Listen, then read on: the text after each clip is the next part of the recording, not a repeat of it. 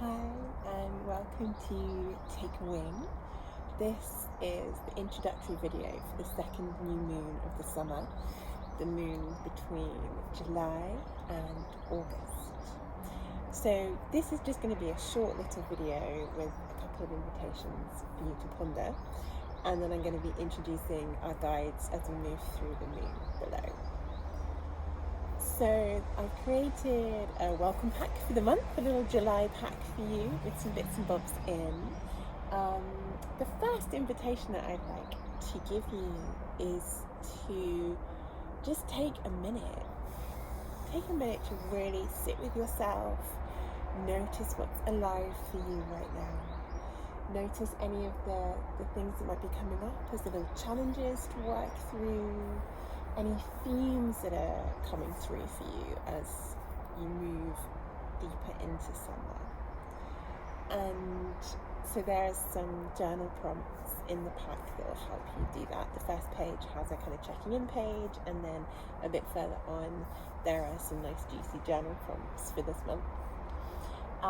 And I've also got like a mini guide. It's not quite one of the guides that we're working with this moon, but I went for a walk the other day, and there were some plants that wanted to talk to you.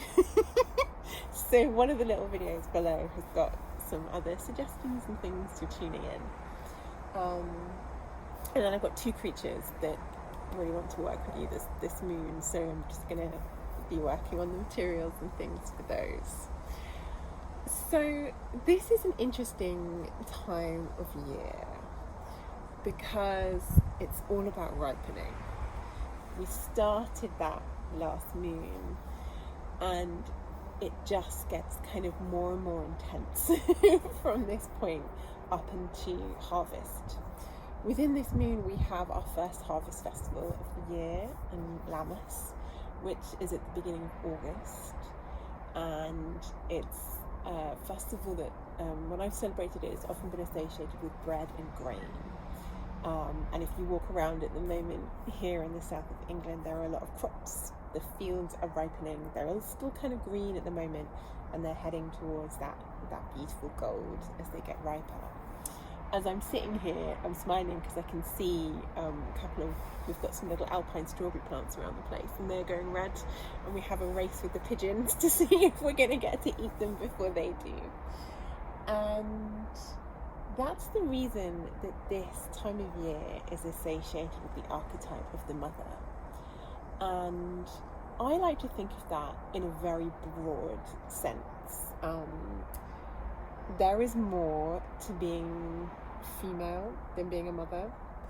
And there's more than one way to be a mother. There's kind of the traditional biological sense. But in a way, all people, regardless of our gender, are mothers when we create. And I feel like that's the energy that is in the air. Oh, I get goosebumps when I talk about it. That's the energy that is in the air at this time of year. It's this power to bring forth something. And that could be a business, a project, something beautiful that you create. And if you find this time of year challenging, it might have something to do with this mother connection, because of course that is an area of challenge for many of us as well.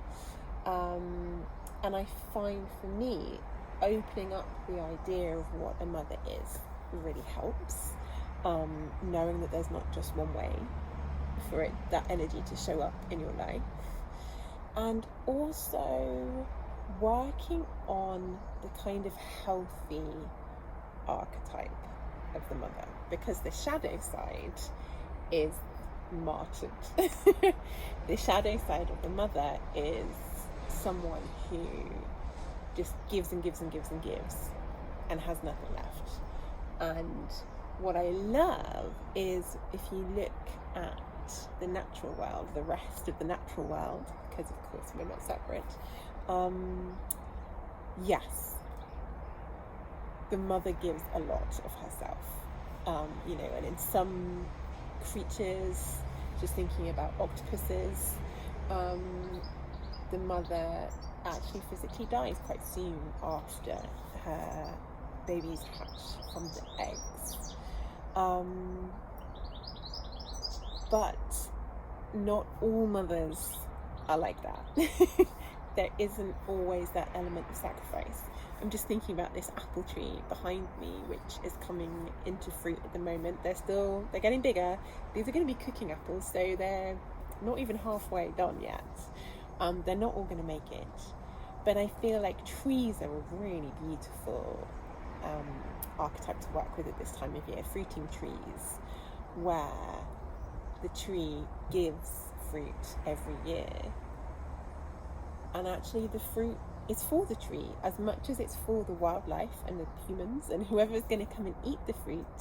The purpose of the fruit is to spread the seeds of the tree.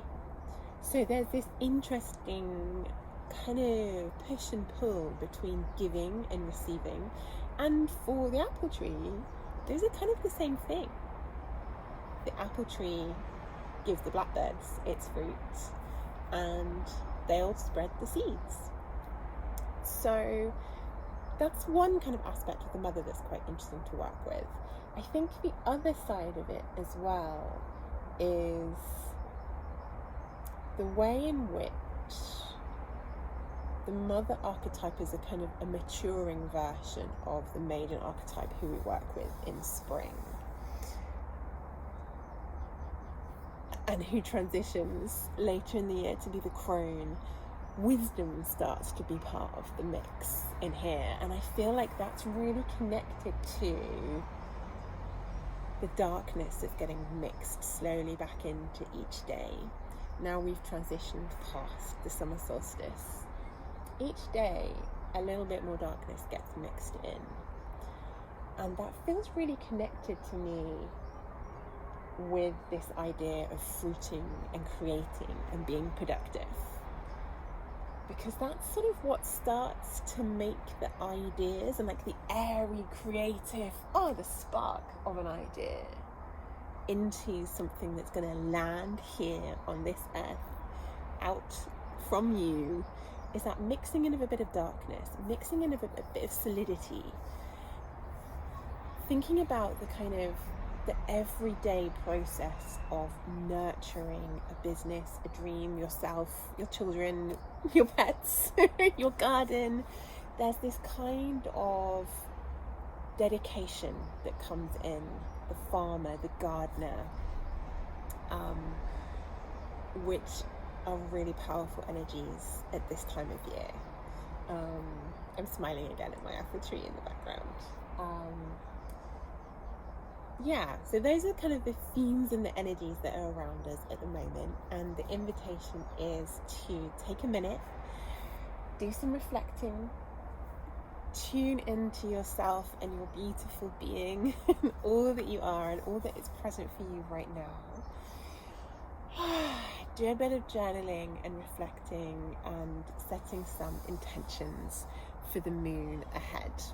And then the guides that I'm going to be introducing to you can help you as you move through the moon and as those intentions start to come to their own fruition. So yeah, happy July. Welcome to this second moon of summer.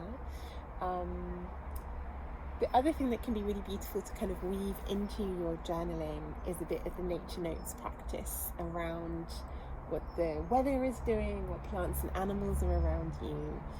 It has been a soggy one here. We've not really had summer yet in the warm sort of traditional sense. We've had like little glimpses and then it goes away. So that's interesting, and I'm noticing how that is affecting my energy, and how it's affecting the plants and animals that are around me as well. So yeah, there's a little invitation for you, and I'm really looking forward to moving through this moon with you.